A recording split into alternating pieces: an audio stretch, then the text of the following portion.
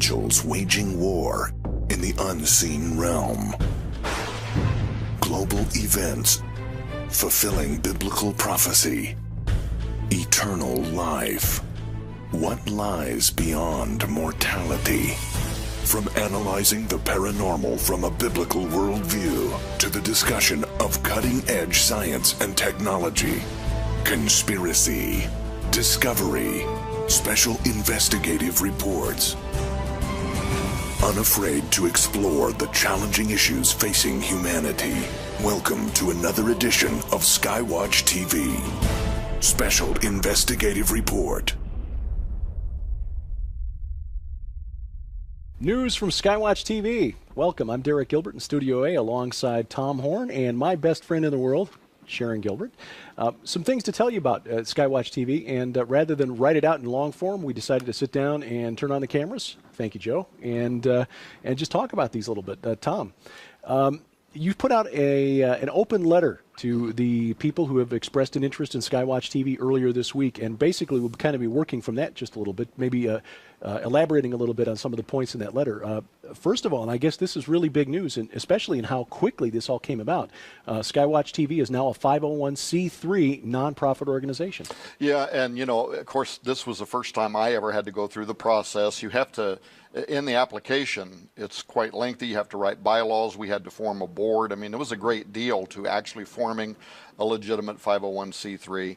But I had been told even then that even though we'd crossed all the T's and dotted all of our I's, that, you know, it could take a year, it might take longer than a year for us to get our official letter back from the IRS. But from the time that we sent in the application until we got the letter back, it was only 8 weeks. So if you allow some time for processing and it's in the mail and it gets to somebody's office and it probably sat there a little while, I mean, this thing was stamped so fast that you just have to imagine that somehow God was part of it. He's got this giant red button up there saying, go. Easy, yes. Yeah. Easy button. Well, especially in the news items that have come out over the past couple of years about how conservative organizations, and maybe, you know, focusing more on politically conservative, but certainly, you know, a conservative view of outlook, worldview, let's say, you know, the applications from organizations that tend to be a little more conservative seem to have been slower to process in recent years. So this really is a remarkable thing. It was remarkable. I think one of the things that helped us is the whole emphasis around Skywatch TV is not to be political.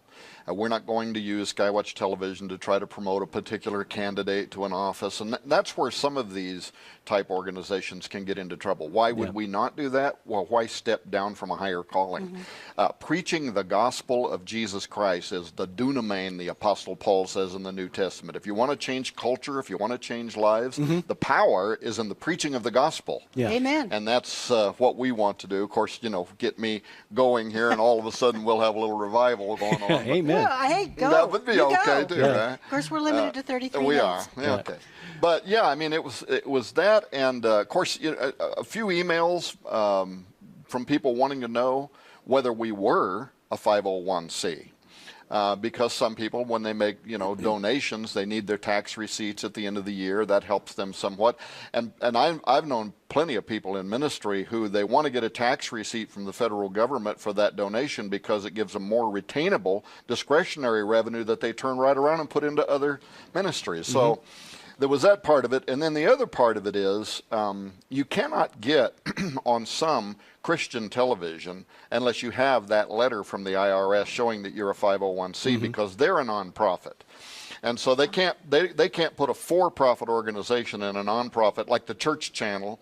If you pay to go on the church channel, and it's, you know, it's however many it is, a few hundred affiliate stations across the United States, if you don't have that letter from the IRS, you can't even get on the nonprofit station. So there's reasons we had to do it, but of course the benefit would also be to people who make donations to Skywatch Television for the ministry. How many channels are you on right now? Well, right now, I don't know how many we're on because we're on direct television, and direct television is on stations all across the United States. But we're on, I would say we're on 3. We're on direct television, we're on the Dish Network, and we're on Glory Star.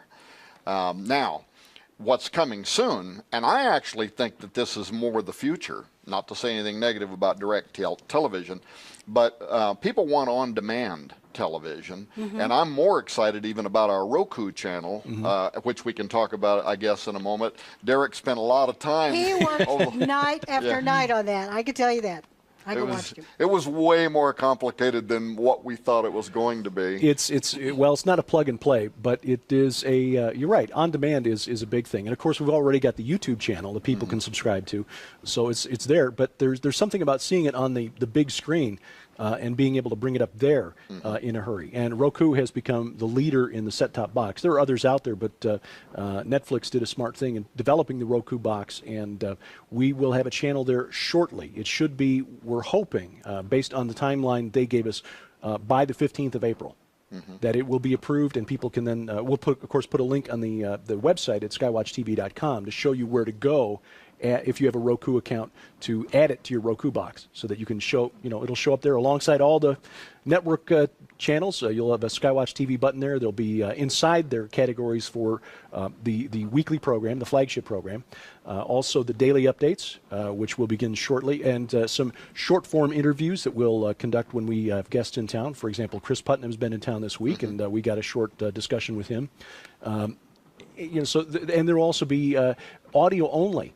For people who may be, say, busy but want to hear the program, you can also choose an audio-only option, which also leads and me there may be some exclusive content on that. Yes, right. Things that will do audio-only as guests come in, maybe not dressed appropriately to put on TV or not wanting to go on TV, but we can sit down and we can produce the audio a lot faster than the video, which also leads me to point out that we've also got a podcast available, which is if you go to skywatchtv.com, look in the top menu bar there and click on podcast, and you can download an audio version. We had some folks interested in that. If you've got a slow internet connection, or you're trying to catch up on content with your cell phone and you don't want to use all the bandwidth for a large video file, you can download these audio files much quicker, use up much less bandwidth, and hopefully it'll get into areas where people are maybe don't have cable, don't have satellite, or just have a slow internet connection. You talked about the daily updates.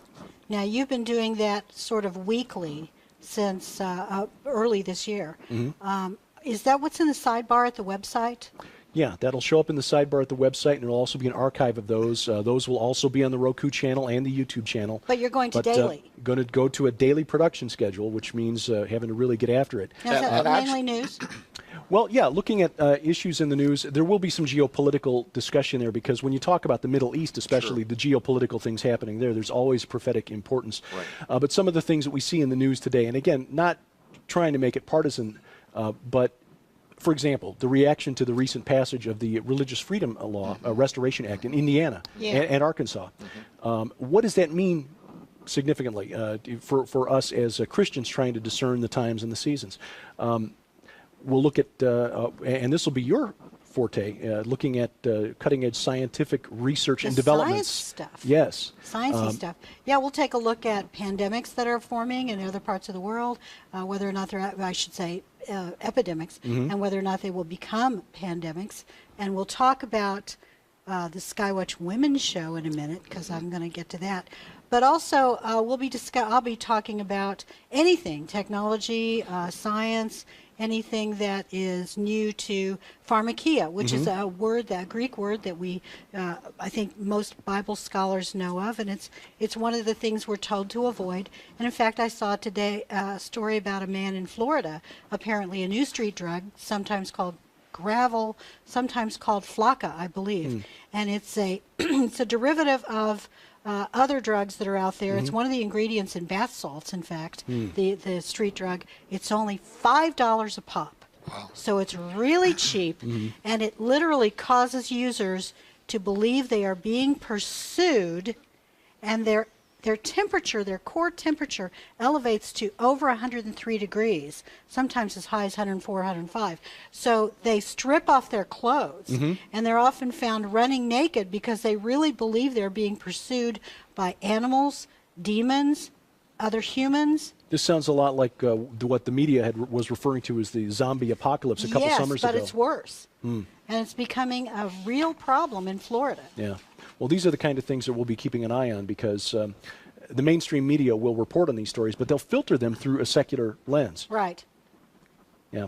So that is something. Now let's talk about the all-women's program. That's a really exciting development. I'm so excited about that because, you know, one of the things that I, as a woman, have observed for decades is that if you watch Christian television, generally you don't have an all-women's show. You'll have women on the set. You'll have women discussing various aspects with men, but to have just a women's panel, sort of like, I could say it's sort of like some secular shows you may be watching. I won't name any of them, but I think we're going to get into topics that begin at Bible prophecy and go to anything that concerns a woman. And that includes childbearing, it includes our self-esteem issues, which it's a big issue today. It will talk about how to raise teenage daughters, women who are raising kids alone. And that's a lot of women. Women who have never been married. We'll get into issues like that. How do you serve God as a female if you can't be fulfilled, you know, as a wife and mother? So we'll get into all that, and we will occasionally have other guests joining us on the panel. I think we're going to have about 4 ladies. And in fact, if you've watched the interview that you did with Allie Anderson, excuse me, and Carl Olafson, 2 of the investigators on the Skywatch investigative Well, actually, team. those won't even play it. This will play before that. But well, see, now you've got that to look forward to. Allie Anderson is, I believe, going to be one of the Skywatch women, and also your lovely wife, Nita Horn, and also, I think, Donna Howell may be on there. She's one of the authors that Defender represents, and we'll see if we can't get a few more in there. And occasionally, if you have someone that you believe is a wonderful Christian woman author and you'd love to see her on the woman's show, Skywatch Women, please send me a note. And my address we'll put on the bottom of the screen so you can email to me. And of course, now you're talking about having a set with multiple panelists. And as you can see here, we've already got 3 of us here. And me turning and you know. Yeah, somewhat and that's another improvised. part of the future, the near future. We've only just launched the channel, and Tom has already got a plan to blow up the studio and start. Well, but the thing is, we always did have a plan from the very beginning that we would have more of a news desk. We wanted as many as 5 or 6 panelists when we're doing these programs. We want them to be far more dynamic. But, you know, I only had so much money. When I came to Missouri with my plan to retire, which talk about God blowing something up, right? You know, and I had to figure out between buying land, buying buildings, all of the enterprises that we're doing, you can get a lot of money tied up in inventory as a publishing house. When I started talking to the professional builders that build studios, so you can get into hundreds of thousands of millions of dollars, and very quickly. So I had to give them a budget so we could start, so we could get on television, which is the studio that we're using now. The studio that's going to be for the women, it's only got some of the lights. We've still got to get all of the cameras. We've got to get the set pieces. But we intend on taking this studio apart, and very soon. People are going to see the program that's playing on direct television, that's also playing on Skywatch TV, and will be on Roku starting very soon. They're going to see probably 12 to 13 shows, which we're canning right now, so that we then can take the studio apart. And then in 12 or 13 weeks from now, all of a sudden they're going to see a much bigger, it's going to have a lot more light in it, it's going to have a news desk. And we're just believing by God that we're going to be able to do this. So we're going to take whatever resources I've got left and shake them out of the piggy bank. Get him to press that button again. Get him to press the button again. Or ask him to. And we've already got people who are making donations. I mean, that community out there of people is growing that believe in what we're doing, and they want us to stand in the gap in this generation. Some of the shows we were shooting earlier today, and then Chris Putnam and I did a Skype radio program. And one of the questions came up, well, why would you even be talking about things like the path of the immortals and some of the stuff that's in there, CERN and wormholes, and why? Because the world is asking questions. Exactly. Yes. And what we don't want is for today's generation to wind up in dark corners of the internet where they get in there in occultic sites, and those people are giving them answers, but they're also leading them in the wrong way. We want to stand up and say, we will talk about portals, we will talk about UFOs, we will talk about Morgellons disease. We Yes. will talk about Which has been in the news, yeah. Ebola. We will talk about these issues, and we will put them in context. In fact, some of the daily updates that are probably coming right after this, here in the next few days, Derek will be analyzing the Middle East, probably talking about ISIS. But how many people know that right where ISIS is operating is the Euphrates River, which the Bible says is going to open up and angels are going to come out of it. So. Right. Well, that's what we do. We analyze the news, but we put it into a much bigger scope, right? We also want to know what God has to say. Well, I know someone out there is probably sitting there thinking, I'd love to help. Is there a donation page at Skywatch TV? Yeah, there is. If they go to the front page, there's a button at the top in the navigation area that says donate. Right now, we are sending the New Testament audio Bible. Oh. And it's the King James Version audio Bible. So people that want to be able to drive, and listen to those discs playing, it's like a 15-disc set. Is that the one with the English guy? Yeah. Oh, it's beautiful. I mean, it's a wonderful set. There's nothing Alexander cheap Scorby. about it. Yeah. It's not Alexander Oh. Scorby, but it's another guy that has a rich English One of those accent. wonderful Yeah. Shakespearean Right. accents. And any donation right now that people send to Skywatch TV, we're sending them that audio Bible as our gift. But we will be probably every month pretty soon. We're going to be offering something different because a lot of people are supporting Skywatch TV monthly with a donation, and we don't want to keep sending them the same audio Bible over and over. So we'll start changing that month by month and doing some special things like that. Yeah, cool. Well, you mentioned earlier Chris Putnam and the forthcoming book that you've been working on the Path of the Immortals. 2 years of research involved in that, and also the special investigative DVD, a set that's going to compile the interviews conducted for that. And this is just the first of a number of investigations, special reports that Skywatch TV will put together. Yeah, it's the programming. It's also field reports. It's exclusive video. When Chris was in Sedona, he goes to an area where reportedly there is a portal. There's an area there where the veil between this world and the other is thinner, right? And people report seeing all kinds of anomalous activity. Well, didn't he see something Well, too? that's what I'm saying. We sent Chris there with a film crew, and in order not to have somebody think that maybe, or have us think that maybe something we picked up was a lens flare or dust that got stuck on a camera lens or what. So we set everything up, professional cameramen, professional camera equipment, and set them up from 2 different angles. And Chris, they literally had, I would call it a light being. I don't know what these are, but this huge orb flies up out through this, I don't know where it comes from, a mystical doorway or something. It flies up, it gets above their head, it's shooting all over the place. It's making like evasive maneuvers, right? But they happen to have the camera lens back far enough that they're capturing this activity from 2 different angles. And then it literally goes, psst, and it's just gone. This was not any kind of a camera failure. No, it wasn't dust. No, now what it was, I'm not sure. But then right after that, a gigantic V-shaped craft, silently, so quiet that they didn't even realize it was there. They were snapping all the shots, and when they come back, they saw that they had it on film. Reminded very much of the Phoenix Lights. So there was activity going on there, but they'll see not just the Skywatch TV special investigative reports, but when we do those, which will go anywhere from 4 weeks to 6 weeks of programming, it'll basically be 3 to 4 times a year when we interrupt. We interrupt the following program to bring you this special investigative report. And this will be where we've sent field investigators and film crews. They may even go to other countries.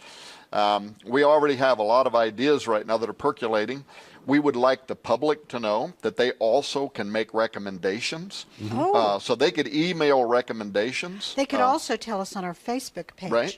Facebook.com/Skywatch TV. Yeah. Right. And so I'm very excited about that. I think that's the thing that's going to make Skywatch TV different, kind of a new paradigm in Christian broadcasting. It's going to be it's kind of a mix. It's a Christian version of 2020.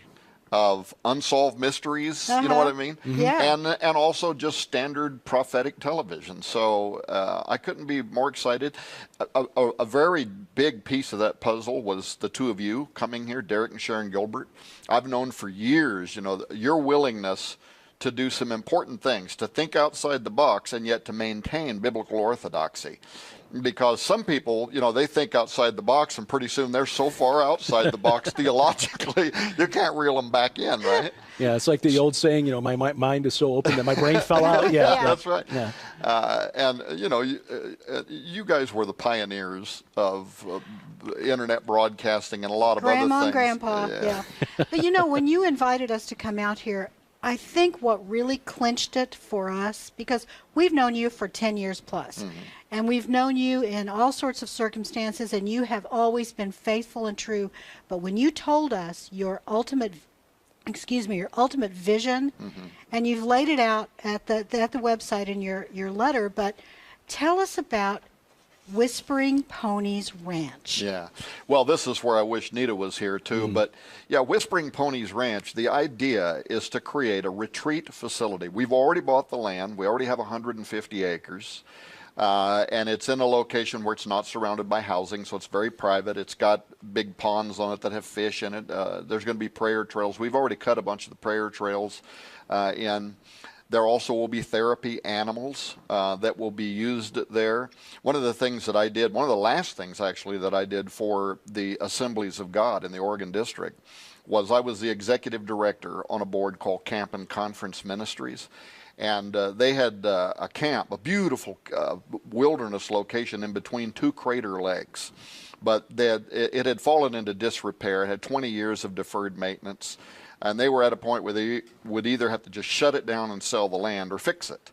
And so I took a position on the board to oversee rebuilding it, remarketing it, and there were great things that happened there. But one of the things, after we got up and we were operational, in fact, you couldn't get a week in Camp Davidson by the time we were done. We had every kind of denomination, but then we also had Boys and Girl Scouts. We had, Future Farmers of America. We just had everybody was using this facility. And you were certified to be what kind of camp is it that you went through the certification? Well, we were American Camping Association certification, which is like the highest level certification you can get, and it means everything from the fact that you have programs in place if a stranger winds up on the property. You know what you're supposed to do. If a forest fire breaks out, you have policy that tells you how to get out of there. In fact, we did have a forest fire, and within 30 minutes, we had actually packed up, bussed out, and moved to Sisters, which was about 30 minutes away, 300 or so people off of that campground because we had policy in place. So that's American Camping Association. So you know what you're doing. We know what we're doing. Yeah. But here's the part that meant more to me than anything else. I was writing grant applications. I was getting giant trusts to give us money because they really bought into what we were doing. The Murdoch Foundation, the Ford Family Foundation, the Dan Wyden people that had the Nike advertising accounts. And they had really bought into what we were doing. But there was a series of camps that we ran there that were called Royal Family Kids Camps. Now, these are kids that wind up displaced either because they've been abused or maybe something happened to their parents and they don't have parents anymore, but somehow they wind up being wards of the state. And usually these are kids that have been psychologically or emotionally damaged, and they've lost their trust. And that's the problem, is they're shut down. A lot of them, they will not talk to people. So what you do is they would come into the facility, and for every child is a trustee, one trustee per child. That's amazing. Yeah. And our staff was not supposed to interact with the kids, try to talk to them or nothing. All we did was accommodate the program. So we had high ropes course, low ropes courses, zip lines program, all this stuff. But one of the things we found were animals. It's amazing, how God can use a little puppy, or how God can use a miniature pony to touch a child. And you know why? Because instinctively, the child knows that little puppy, that little pony doesn't have an agenda. Right. It's not going to hurt. It's not waiting for them to turn their back and then it's going to rape them or beat them or hurt them. They know that instinctively. And the way that God and their trustees can use that program to bring them back out of their shell and start integrating them again so that they learn trust. And they learn it sometimes through the animals, but then with the people that are around them, and eventually they become whole again. And that healing process, when I was there, of all the stuff that we did, and we'd have giant conference, speakers come in, world-renowned people. I didn't care about that. the Royal Family Kids Camps, to me, that was ministry. If you read the New Testament, you know, what does it say? Pure religion and undefiled is visiting the orphans and the widows. Pure religion, right? What I want to do is build the Whispering Ponies Ranch. I want to make it available. And here's the other thing, no cost.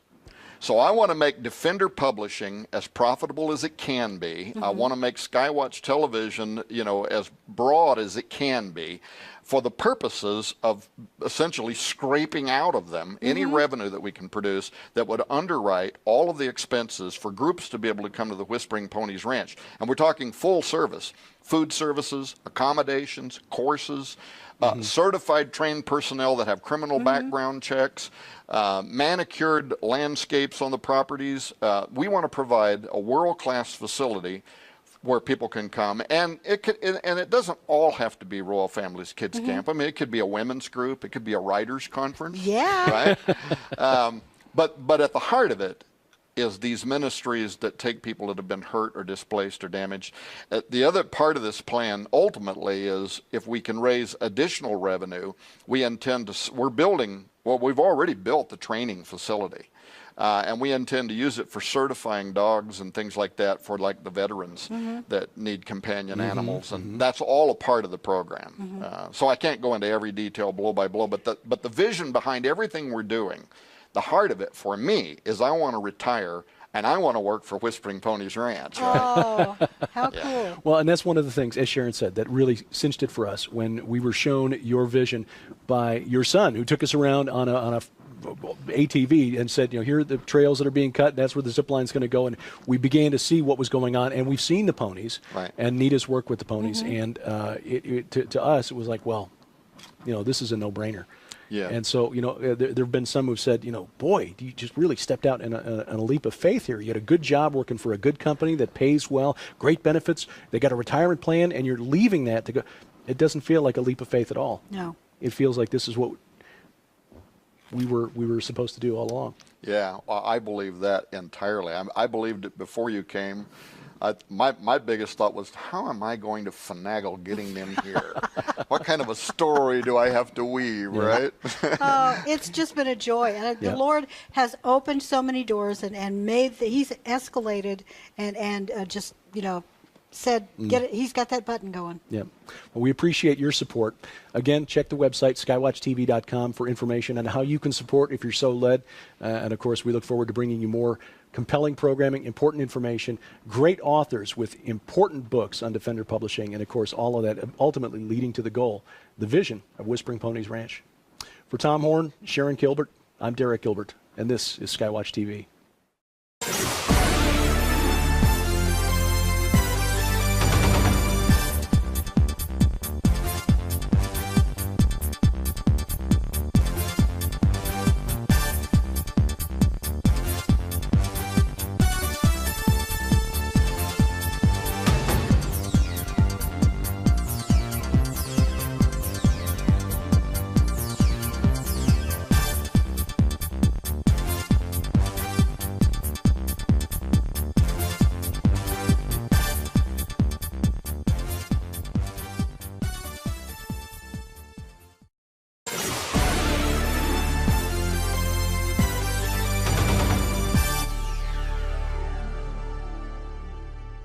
They stirred up a hornet's nest with Petrus Romanus. The final pope is here.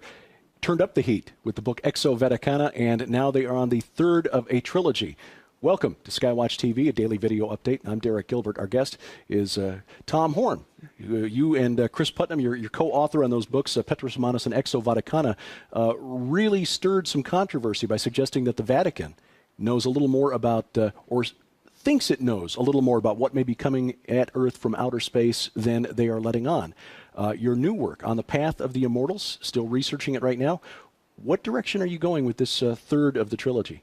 Well, we just can't keep ourselves from getting into trouble. So, you know, yeah, Petrus Romanus was a groundbreaking work. It was started out, it was just going to be kind of an analysis of a 900-year-old Catholic prophecy, you know, not advocating that it was a real prophecy or not, but, you know, it was coming to an end. It was historic.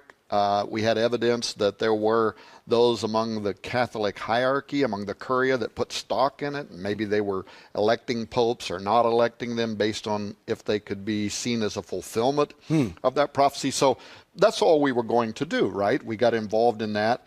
And but one of the things that we did was we predicted a year in advance that Pope Benedict was going to step down. And he did. And in fact, we even named the month that he was going to step down. It turns out we were accurate.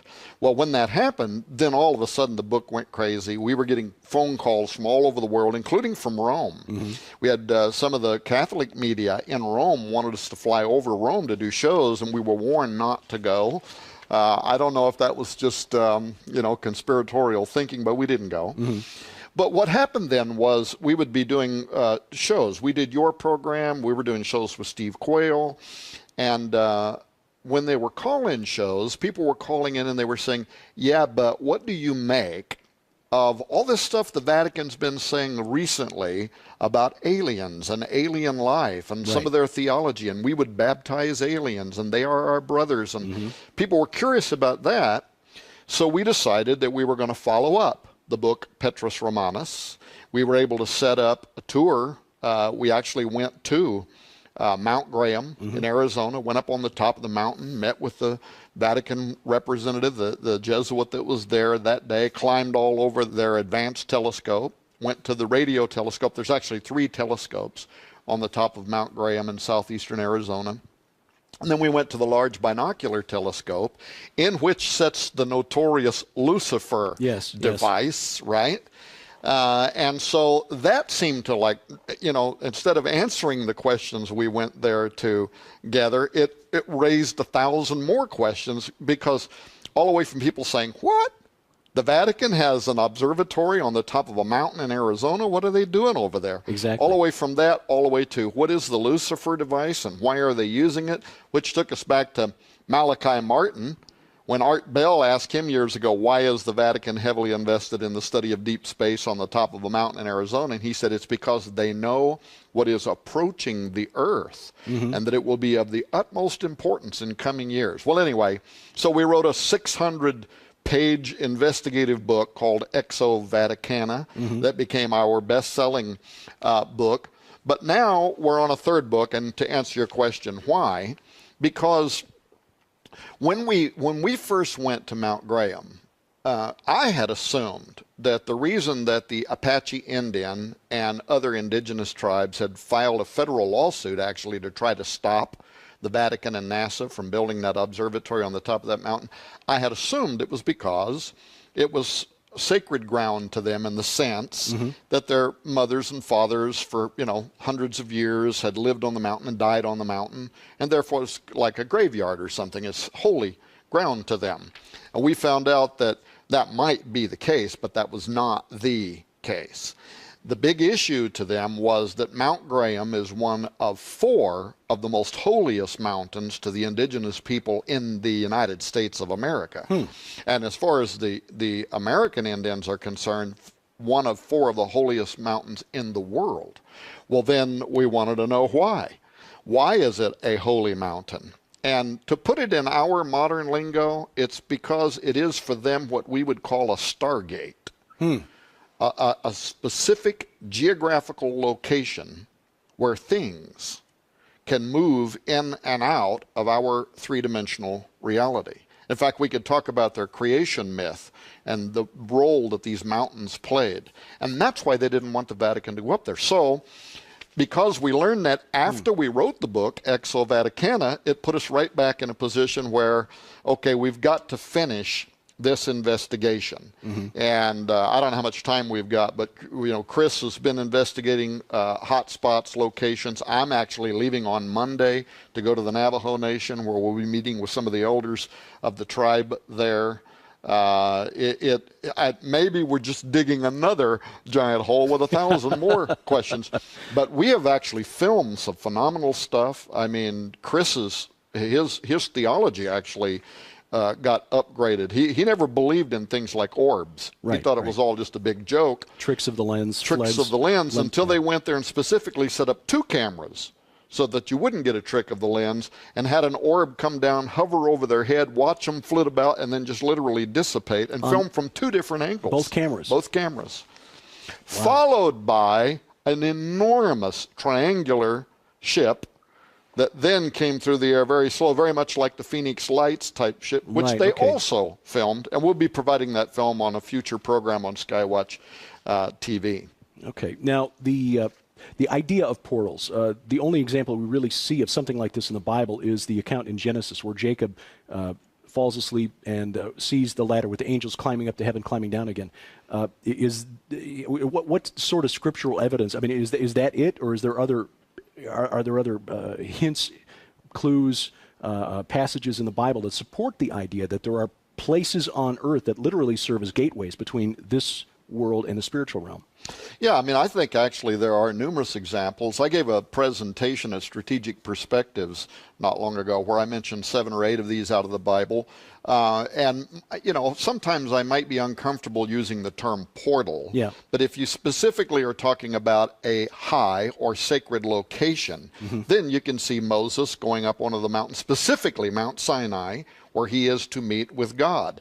When Jesus returns, it says his feet will touch the top of the Mount of Olives, and he will descend.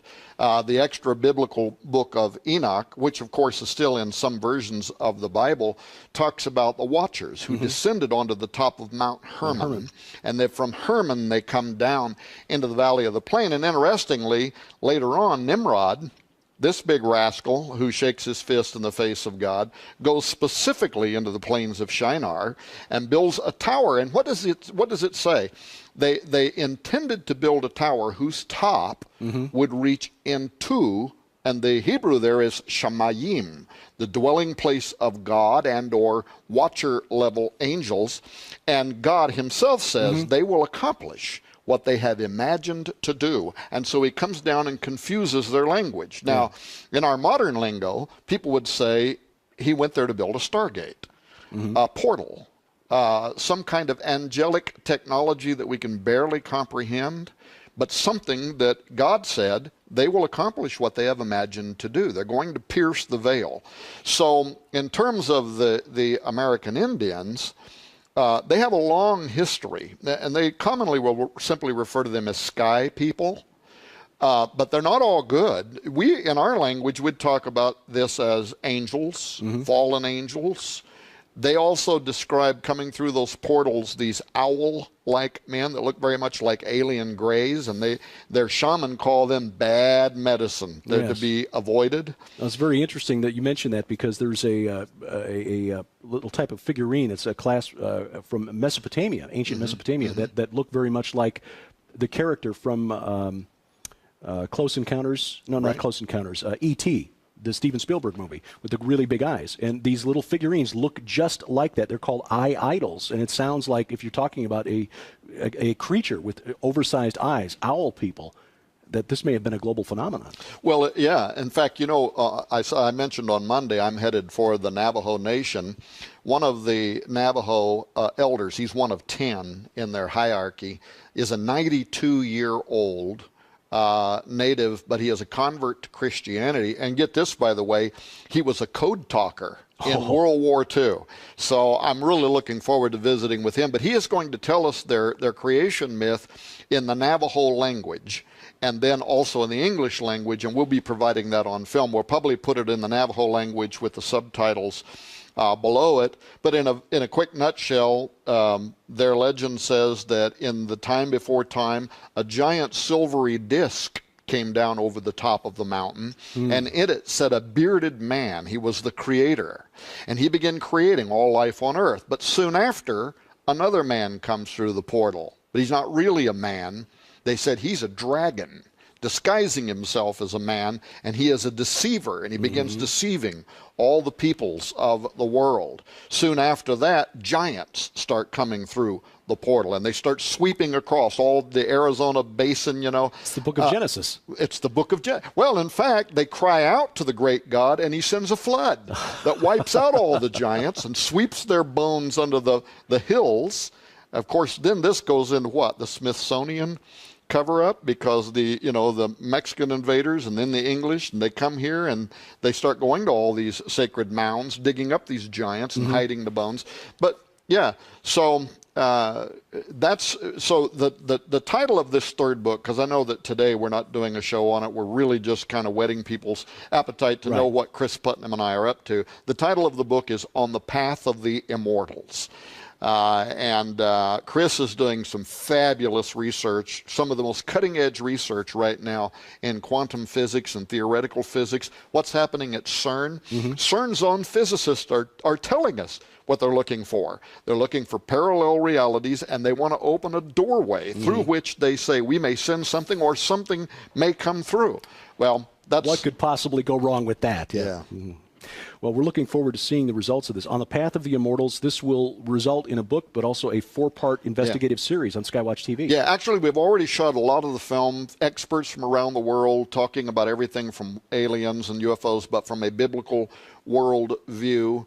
But the film that we shot, we specifically went to see if what we were hearing from some of the Native Americans was true, but we didn't anticipate we were actually going to catch on film stuff that they tell us is coming through these portals, but we did. So there's a documentary film that's coming, but there's going to be a 4-part Skywatch television special investigative report. That's another thing about Skywatch TV. We're going to do this several times per year where we take a whole month and do a special investigative report, kind of a 2020-like approach, but from a Christian point of view. Well, we're looking forward to seeing it. On the Path of the Immortals, Tom Horn and Chris Putnam back at work. Keep watching for it here on Skywatch TV. I'm Derek Gilbert.